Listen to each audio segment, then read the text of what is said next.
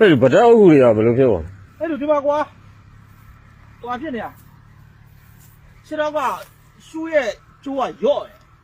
ကျွန်တော်ကရှူးကျိုးကိုခြီတာတော့မှကျွန်တော်ကဟိုဗရက်တွေအုပ်ကူမှာကျွန်တော်ဒီမှာဟိုမှာအောက်ကဥစ္စာလေးတွေနင်းပြောက်ဒါခြီရကျွန်တော်ဒီဘက်ကကျွန်တော်ကအမှတ်တရအနေနဲ့ဒါကျွန်တော်တရုတ်ပြောင်းဝဲလာတာအမှတ်တရအနေနဲ့ကျွန်တော်တို့ဒီရှမ်းပြည်နယ်မြောက်ပိုင်းမှာလဲကျွန်တော်ပလောင်တွေရဲ့အနေအောင်ဒီကောင်နဲ့သွားနေတာ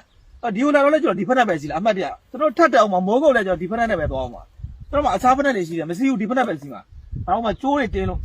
ဒီမှာကျိုးလာတင်းတာဟောဒီမှာ